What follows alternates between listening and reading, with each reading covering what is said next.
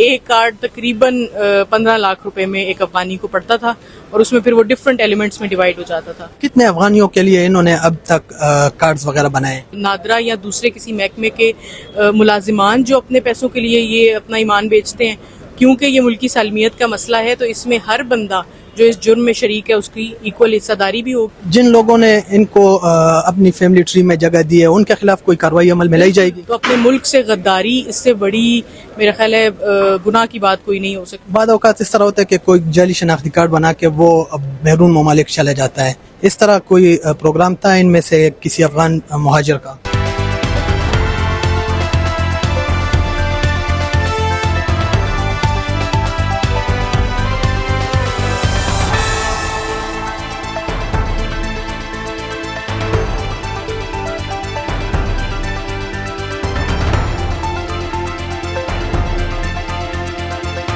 अस्सलाम वालेकुम नाजरीन, मैं हूं आपका मेज़बान अमीर मुआविया और आप देख रहे हैं वक्त डिजिटल। नाजरीन, इस वक्त मैं मौजूद हूं थाना फ़कीराबाद में।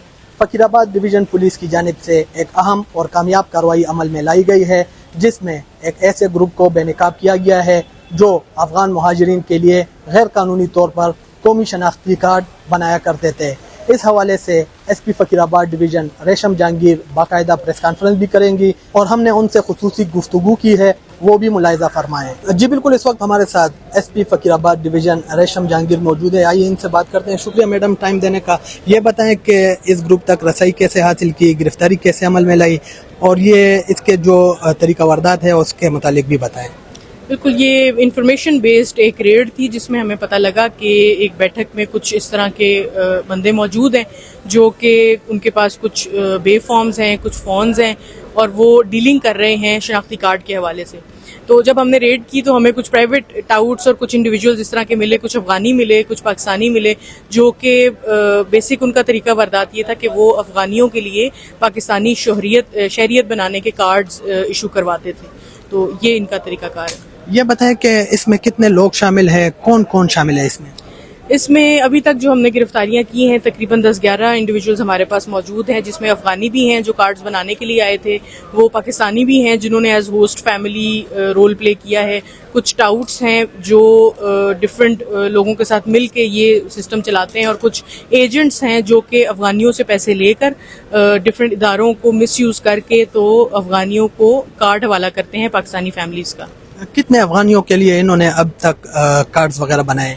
जो अभी हमने इनसे इनिशियल इंटरोगेशन की है तो ये कहते हैं कि 7-8 इस तरह के 7-8 महीने से ये लोग ये काम कर रहे थे, और उसके बाद फर्दर इंटरोगेशन में इंशाल्लाह ये कस्टडी भी हमें मिली है तो ये क्लियर होगा कि कब से ये काम कर रहे थे और कितने इन्होंने बना लिए। हमने जो केसेस ट्रेस किए हैं, एक तो जहांगीर था जो कि बनाने जो कार्ड अपनी फैमिली देने के लिए और अपना डाटा देने के लिए आया हुआ था, और उसके साथ एक सुलेमान था और अयाज था जिन्होंने ये कार्ड्स वगैरह बनवाए थे। तो फर्दर भी इंशाल्लाह इंटरोगेशन में क्लियर होगा। एक कार्ड के एवज ये कितने पैसे लेते थे? ऑन एवरेज जो हमें शुरू में पता लगा है, ये एक कार्ड तकरीबन 15 लाख रुपए में एक अफगानी को पड़ता था और उसमें फिर वो डिफरेंट एलिमेंट्स में डिवाइड हो जाता था। जिन लोगों ने इनको अपनी फैमिली ट्री में जगह दी है उनके खिलाफ कोई कार्रवाई अमल में लाई जाएगी? बिल्कुल, उनको मुल्जिमान भी ठहराया गया है, उनका भी पुलिस कस्टडी भी ली गई है और उनको चलान किया जाएगा, क्योंकि वो इस जुर्म में उतने ही शरीक हैं जितने वो एजेंट्स जो पैसों के लिए काम करते हैं, वो नादरा या दूसरे किसी महकमे के मुलाजिमान जो अपने पैसों के लिए ये अपना ईमान बेचते हैं, क्योंकि ये मुल्की सालमियत का मसला है, तो इसमें हर बंदा जो इस जुर्म में शरीक है उसकी इक्वल हिस्सेदारी भी होगी और उसको चलान भी किया जाएगा। नादरा के कोई अफराद इसमें शामिल हैं?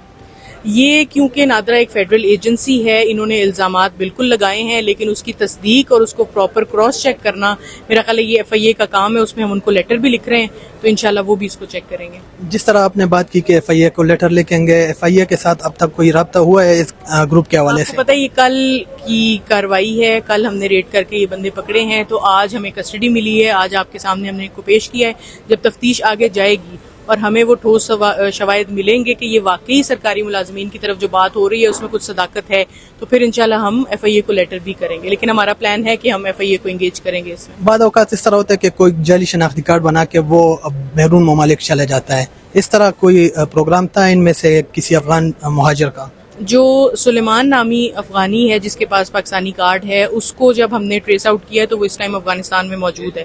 इस तरह ये भी बात चल रही है कि मल्टीपल ऐसे लोग हैं जो ऑलरेडी खलीजी ममालिक में ट्रैवल कर चुके हैं, तो ये भी मामला बिल्कुल इसी तरह है कि फ़ौरन ट्रैवल के लिए भी इस्तेमाल हुआ है और खुदा न खास्ता किसी गैर मुल्की सरगर्मी के लिए भी इस्तेमाल हो सकता है। उन लोगों को क्या पैगाम देना चाहेंगी कि जो अपनी फैमिली ट्री में लोगों को जगह देते हैं, उनके लिए फिर बाद में क्या क्या मसले बनते हैं, उन लोगों को क्या पैगाम देते हैं आप? मसले मसाइल की तो दूसरी बात है। मेरा ख्याल है सबसे पहले हम पाकिस्तानी हैं, हमारी जान माल सब कुछ इस पाकिस्तान की वजह से। हम इस आज़ाद मुल्क में अगर सांस ले रहे हैं तो अपने मुल्क से गद्दारी, इससे बड़ी मेरा ख्याल है गुनाह की बात कोई नहीं हो सकती। तो उन सब के लिए मेरा यही पैगाम है कि कुछ कोड़ियों के एवज़ अपनी ईमान को ना बेचें, अपने मुल्क को ना बेचें, और वो ज़मीन जिसने आपको हक हलाल की रोज़ी कमाने का मौका दिया है उसको चंद कोड़ियों पे ख़तरे में ना डालें, क्योंकि जब बाकी मामलात हमारे चलते रहते हैं, इश्यूज आते हैं, लेकिन जो नेशनल सिक्योरिटी का इशू होता है उसमें किसी किस्म का कॉम्प्रोमाइज़ नहीं होना चाहिए। जी बिल्कुल नाजरीन, आपने SP फ़कीराबाद डिवीज़न रेशम जहांगीर की गुफ्तगू सुनी। उनका यही कहना था कि ये जो गिरफ्तारियां अमल में लाई गई है इसमें मज़ीद तफ्तीश का सिलसिला जारी है। मज़ीद जो भी अपडेट आएगा वो भी आपके सामने रखेंगे। तब तक इजाज़त दें, अल्लाह हाफिज़।